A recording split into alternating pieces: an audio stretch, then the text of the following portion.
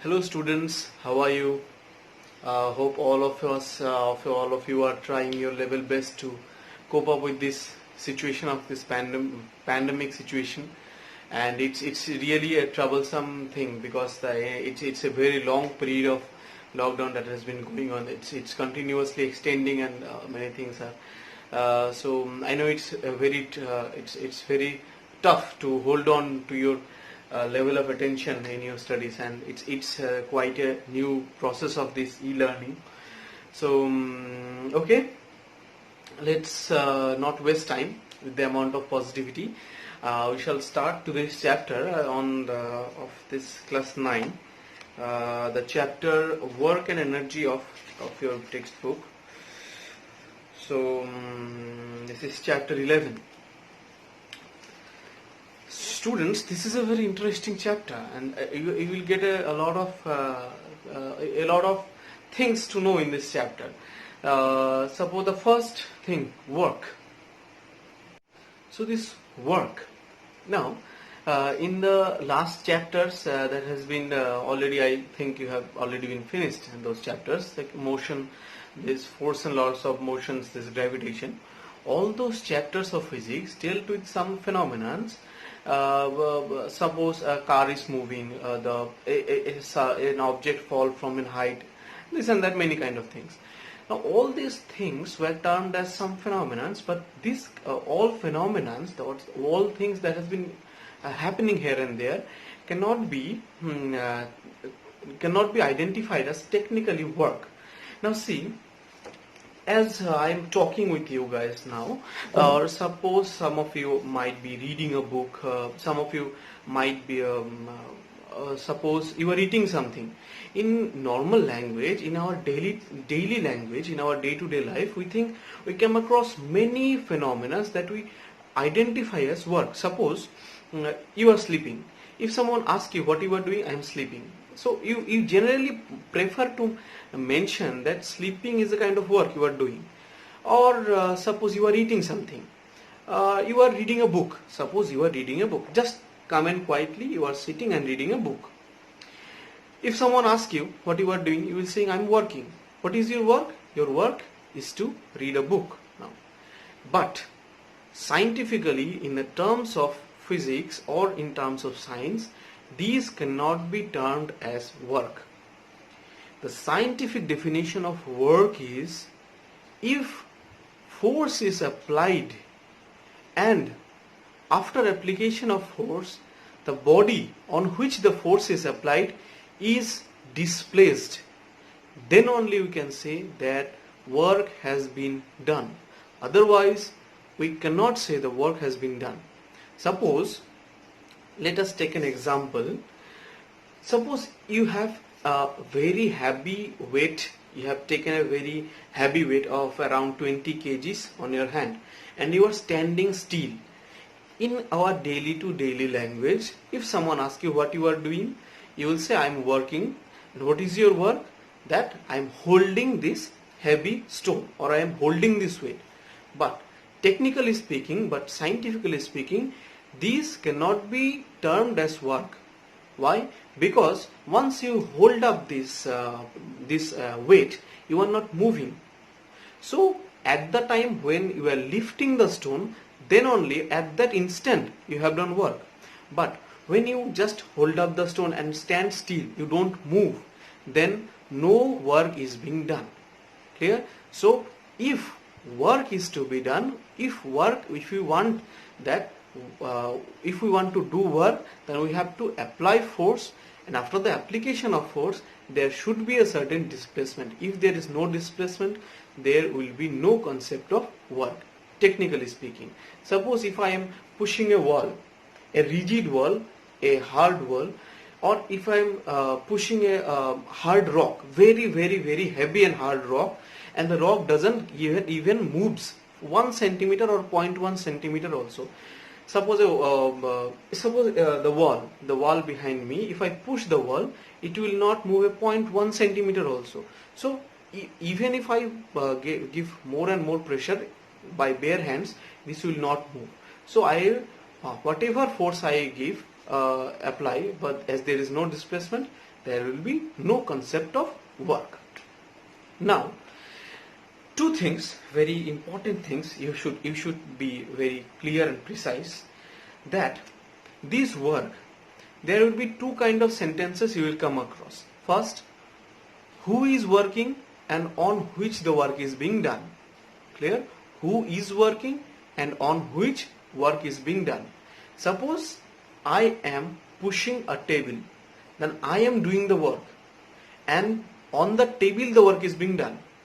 This, I am clear saying this because this concept will be utilized in understanding energy. Clear? So now if technically we are saying this is the concept of work, then there should be a technical equation and for this calculating work done also. We know force is written by F. Suppose this is a body and I apply force on this body which is at a position A. The body is at a position A. I apply a force F and the body goes to position B. And the body goes to position B.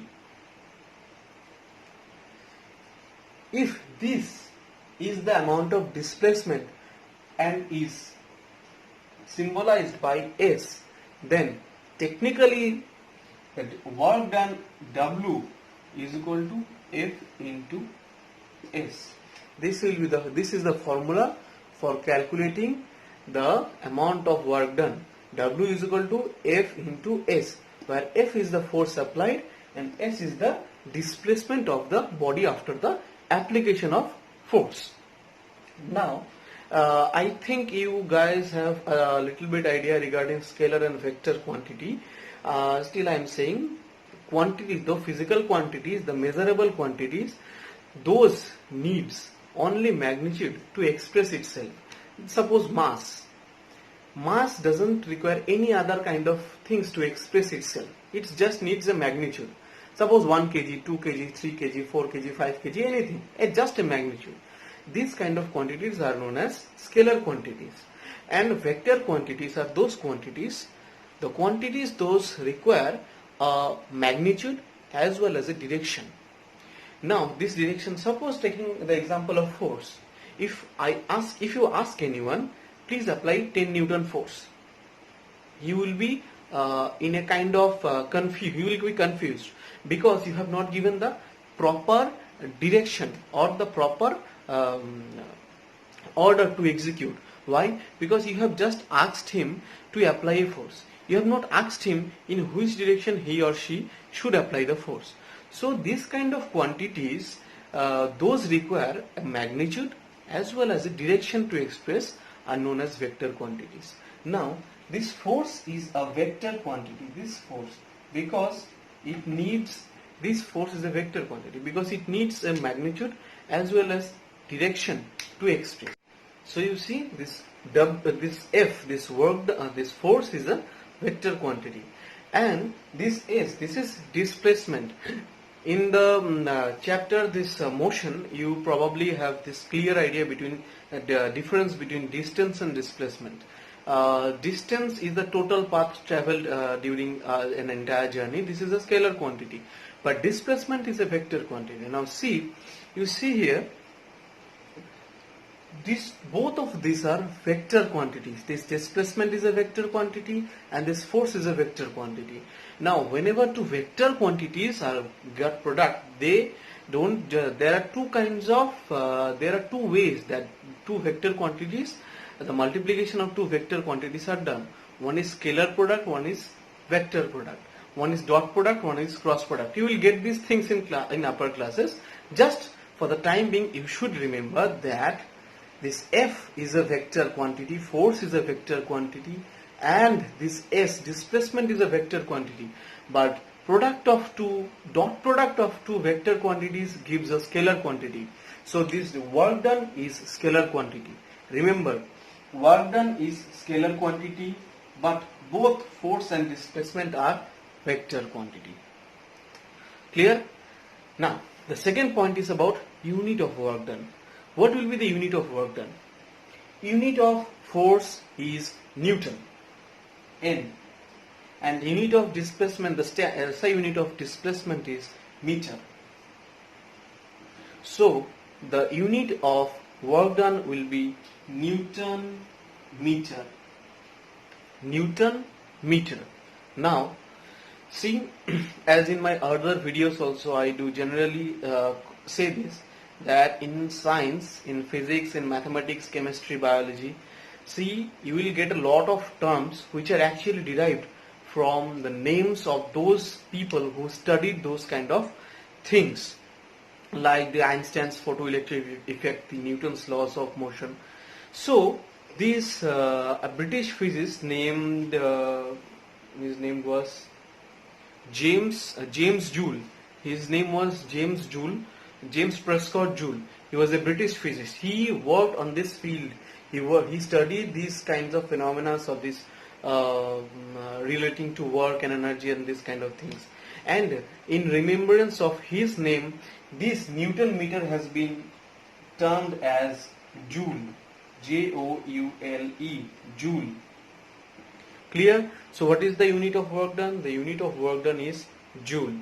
Now, how can we define 1 Joule? We can define 1 Joule as, suppose there is a body, 1 Newton force is applied on the body. Suppose if I apply 1 Newton force on a body and the body gets displaced by 1 meter. Again I am saying, if 1 Newton force is applied on a body and the body gets displaced by 1 meter, then the amount of work done will be known as 1 Newton meter or 1 Joule. That's the unit of work done. Okay, so these things are clear. Now, work done can be either 0 or positive or negative, depending on situation. See, you will get to know these things in higher classes, that whenever we are dealing with this kind of quantities, then if in case of motion we are dealing with two directional motions. Suppose a body is coming through left side and the body is coming from right side of where I am seeing, or you can see, then the direction of motion is just opposite to one another. So in that case, while dealing with the problems relating to this kind of situations, we will take the motion of one as negative one. So if the two motions are in opposite direction, one will be treated as negative one. In lower classes, in class 7 or 8, you just got some kind of wherever you have calculated force, the total amount of force. What you have done? Suppose 50 Newton force is applied from this direction and 60 Newton force is applied from this direction. So what will be the total force? What you do is just add.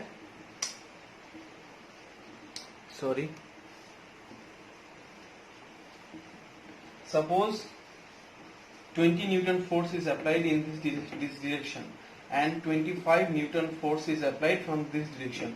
What will be the final force? The final force will be either 25 minus 20 or 20 plus minus 25. So minus 5 in this direction.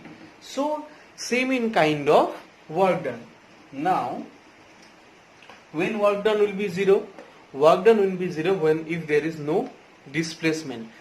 Already I have given an example of this. Suppose if I push a rigid wall with my bare hands without using any kind of machines, heavy machines or something else, then there will be no displacement of the wall. So in that case, F into S. This S is equal to 0. So F dot S is equal to 0. No work done till after application of force. There is no work done. Secondly, when work done will be considered as negative?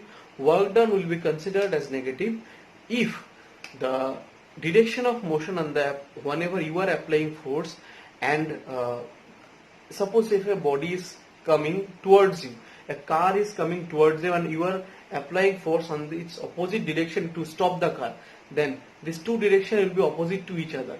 Then only the amount of work done you are doing, it will be considered as negative one. And when this both the direction will be in same, then the work is considered to be positive one. See,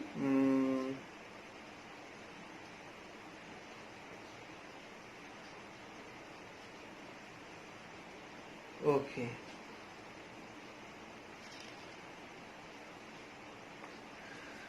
So we can incorporate this kind of this kind of concepts in solving some problems of the. You will get some problems that a car is coming with a velocity of suppose 60 km per hour. A brake is applied. So what will be the amount of retardation? This kind of things.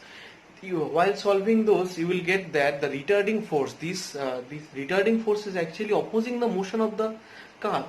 So in that case, one will be treated as a negative one. So in that case, the work done will be, the work you are doing will be negative one. So in all these three kinds maybe happened, work done can be either 0 or positive if both are applying on the same direction, and maybe negative if there is a kind of opposite direction incorporated in the phenomena. Okay, so the next topic after work is energy as per your syllabus. Now this energy, see, the food we take gets dissolved in our body and releases by the process of respiration, releases out the energy. This energy gives us energy gives us it's actually the fuel of our this vehicle. This energy gives us enhances the capacity of our doing work. So you see, if you are more energetic, suppose you are seeing a dance performance. Suppose you are seeing a dance performance of this Punjabi people. There are a lot of we just say they are full of energetic persons. Their dances are full of energies because they are a lot of motions are incorporated there in their dance forms. Means that more energy means the capacity to do work is more. This is actually the capacity, the measuring capacity of doing work. Means if there is more energy, there is a chance that the more work will be done. So this energy is basically the capacity of doing work. More energy, more is the chances, more is the capacity that you can do work. Either the work is, that's the second thing, that the work is being done or not. But if there is more energy, the chances of getting work is more. Now, as I told you earlier that this concept will be, it's important that on what work is being done and who is working. So suppose I am working, suppose I am very much energetic in the morning, I have been working and all day long, then I will lose my energy. So where does this energy goes? And if I am losing this energy, it means my capacity of doing work was maximum at the morning. Okay, now as someone is providing this energy to me, what is that? Our food. Our food is providing the basic energy that we get. And where from this food gets energy? The foods are basically produced by the primary producers. Those are the green plants. And how do they produce fruits or the foods? By the process of photosynthesis. And this photosynthesis is only possible if and only if there is a presence of sunlight. So passively we can say that all the kind of energy that we have is generated from the solar energy. So like solar energy, there are many kinds of sources of energy like nuclear energy, heat energy. Every now and then this energies is getting transformed. While doing work, it's getting transformed. Suppose there is a connection between this work and energy. Suppose you are coiling a spring. You are coiling a spring, or you are shooting something with a bow and an arrow. whenever you pluck the string, the thread like the elastic string of the bow, then you are doing some work. You are applying force on the string or on the elastic string. You are stretching the string of the bow. Though the amount of work done you are doing upon the string is stored as energy on that string, and whenever you release it, then the string does work. So there is a close connection between this work and energy, this conversion, because sometimes it happens there is more energy, amount of work done is more, and alternatively this also happens that suppose you are working on a body, you are applying force on a body, the amount of work done is stored as a kind of energy on that body. That depends on the configuration of that body. So in that kind of things, the amount of work done is stored as energy, and then when time comes, the body releases energy in some other kind of forms. So we'll get to know about this in details now. So what is energy? Basically, energy is the capacity of doing work. Now, what are some kinds of energy, the sources of kinds of energy? Mechanical energy, that will be primarily discussed in our syllabus, combining of both potential and kinetic energy. Then heat energy, chemical energy, electrical energy, and light energy. This light energy, all of us are well known about this sources of lights, this light energy, the energy produced by some light source. And heat energy, while using this heat energy, many kinds of earlier steam engine were used to run, and kind of heat engines. So chemical energy, nuclear energy, these are kind of things. We will be primarily discussing two forms of mechanical energy. One is kinetic energy, another one is potential energy. Now this mechanical energy basically requires a medium. To travel. So whatever the two kind of energies are kinetic energy and potential energy. The first one is kinetic energy. See, to understand kinetic energy, basically if you say kinetic energy is the energy because of the motion, by virtue of motion of a body. If a body is in motion, then it possesses kinetic energy. But this is just this will be a complete, but there will be a subtle kind of things missing. See, you have to understand that a moving object can do work. Suppose you are throwing a stone with a small velocity to a glass window. Maybe the stone may not be able to penetrate the glass window, maybe just stuck and make a scratch on the glass window.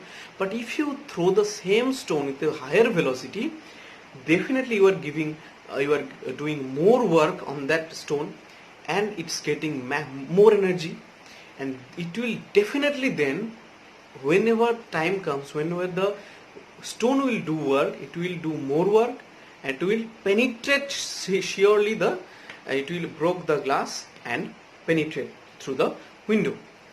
So more speed will be giving you more energy. These kind of concepts are actually incorporated in kinetic energy. It is basically said that if a body is in motion, then it has a certain velocity. Now the amount of work done that was required to make the body to give the body that velocity is the amount of kinetic energy. Suppose a car is moving at a speed of 60 kilometers per hour, then this 60 kilometer has been provided by his engine. The engine gives him the power to get the speed of the 60 kilometer. Now the amount of work done that the engine is doing is the amount of kinetic energy. Now again we are coming to some technical definitions. Suppose as we are saying that more kind of speed gives you more amount of kinetic energy. So we will be incorporating this theory to derive the formula of kinetic energy. What will be that? Suppose a body of mass m,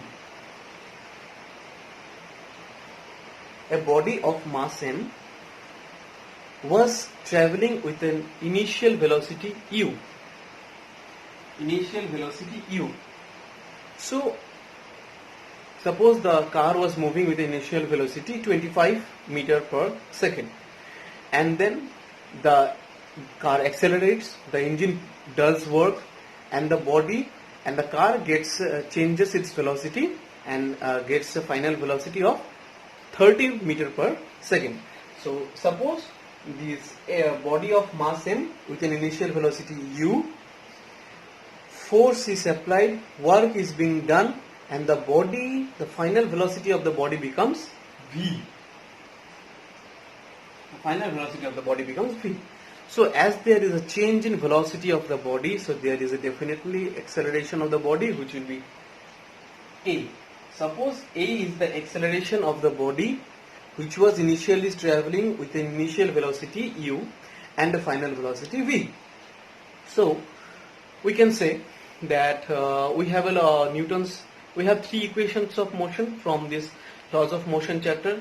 P is equal to u plus at, s is equal to ut plus half at square, and v square minus u square is equal to twice s. So we'll be using that formula. V square minus u square is equal to twice as. So we'll be separating this v square minus u square by twice a is equal to s. So we are separating the formula of displacement from this equation. So what we get? V square minus u square by twice a is equal to s. Now we know what is work done. Work done is W is equal to F dot S. So W is equal to F dot S. Force. What is force? We know from Newton's second law of motion, the mathematical form of Newton's second law of motion is F is equal to ma, which says that force is linear proportional to the rate of change of linear momentum is directly proportional to the force applied. So the mathematical form of that law of motion is F is equal to ma. So we will be incorporating this. So W is equal to ma into v square minus u square by twice a. This a and this a gets cancelled. I am taking this half in front, half m v square minus u square. Now, so you can see that this is the amount of work done. This is the amount of work done that has been, as I told you earlier, that kinetic energy is said to be that amount of work done which is required to give a certain body a certain speed with which it is traveling. So this is the amount of work done which was applied on a body of mass m which was traveling with an initial velocity u and a final velocity v with an acceleration a. So we can say this half m v square minus u square is the expression for this change in energy, this amount of work done which is required for this change in energy of this body. So averaging this v square minus u square, we do write as kinetic energy K dot E is equal to half m v square. This v may be at any instant an instantaneous velocity depending on some situations. If we want to calculate the kinetic energy at a certain point, then it will be the instantaneous velocity of that point. If we want to calculate the kinetic energy of the initial point, then this v will be the initial velocity. If we want to get the kinetic energy at the final point, then this v will be final velocity. And if we want, if in certain problems there may be, this v may be considered as average velocity. Though don't get confused this v as this final velocity only, half mv square. This v may be any velocity. It may be maybe the terminal velocity, maybe the initial velocity, any kind of instantaneous velocity, and like that. So this is the concept of kinetic energy, which is produced by the virtue of motion of a body. The second kind of energy that will be discussed is potential energy. Here comes the importance of that statement, that on which the work is being done and who is doing the work. So suppose, once again I am saying the example of bow and arrow. Suppose you are shooting something with a bow and arrow and you are stretching the band of the bow. Then you will be doing some work. That work will be stored as potential energy on that string. Potential energy is basically a kind of energy that is stored, that is present in a kind of stored energy, unless it gets converted into some other kind of energy, basically kinetic energy, through some motion. So this potential energy is a kind of stored energy. This is stored whenever you are doing work on an object.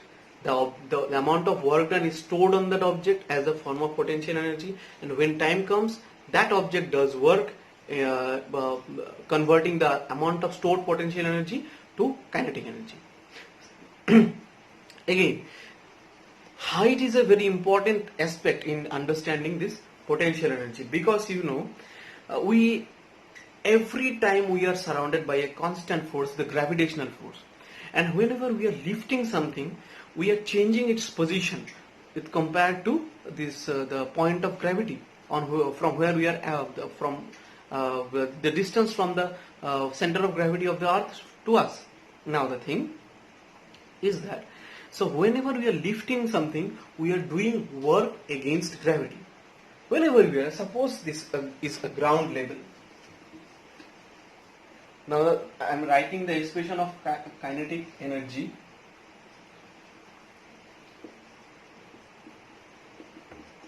Half mv square. Now suppose this is a ground. This is ground level. Suppose this is a ground level. This is a box. I just lift it up to a height h. So I have done work against the force of gravity. Gravity is always acting downwards. And in the chapter gravity, we just get the concept of mass and weight. What was mass? Mass was the amount of matter contained in a body. And what was weight? Weight is actually nothing but a force by which earth attracts any body towards itself. So that's why the weight varies from planets to planets. Now the thing is that if the mass of the body is m, then g is constantly acting downwards. So this g, what was weight? Weight, the formula of weight was, as weight is a force, and by the force by which earth attracts towards itself, then F is equal to mg, because we know F is equal to ma. In case of gravity, the mass will be same, and this g acceleration will be acceleration due to gravity.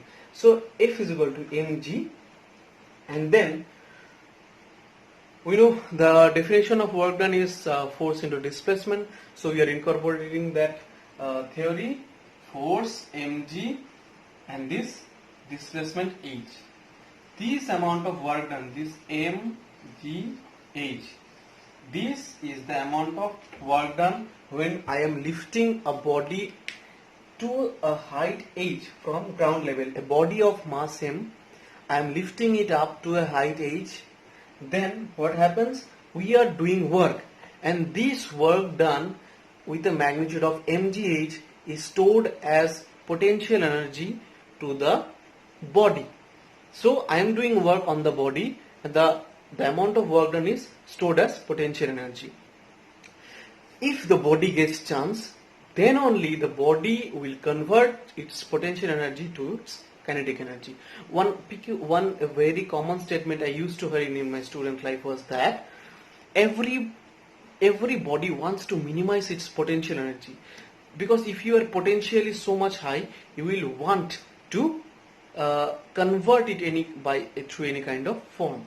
So this body, why doesn't, if I take it from a height, from the ground level to a height h, why doesn't the body keep there as a constant? Because gravity is acting.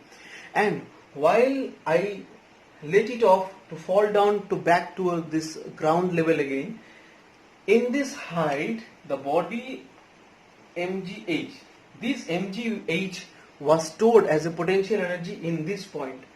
While it was traveling down towards the ground again, this mgh was converted to half mv square. This is the kind of conversion, because there is a law of conservation of energy. What is law of conservation of energy? Law of conservation of energy means that energy on an isolated system can neither be created nor be destroyed. Total energy is conserved in an isolated system. The energy gets converted from one form to another. You can set a lot of examples showing that whenever energy is converted from any kind of energy is converted from one form to another. Suppose, let us take an example. We are supplied with an electrical energy to our house, and this electrical energy is converted to heat energy through some fans, because whenever you see this light in our houses, it's a kind of light energy, but it has been converted from the electrical energy. While fan is moving, then the fan gets heat up. When a bulb is glowing up, the bulb gets heat up. This is the heating effect of electric current. So this is the conversion of heat energy from electrical energy. Any moment energy is being transferred from one form to another. So this total energy of an isolated system will be constant. Now this total energy, what will be the total mechanical energy? Total mechanical energy will be this potential energy in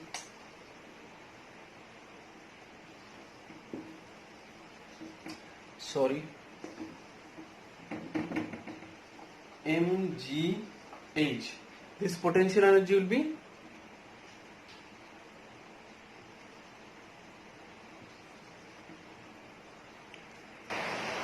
so this total energy, this potential energy plus kinetic energy will be conserved, constant, means mgh plus half mv square is equal to constant.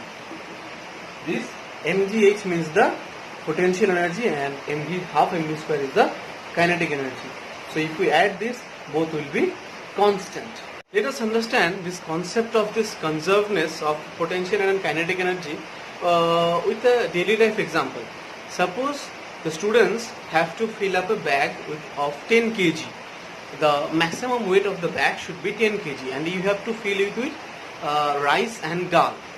Now, if you fill the bag with 5 kg rice, then the amount of dal will be maximum 5 kg. If the amount of rice is 6 kg, then the amount of dal will be 4 kg.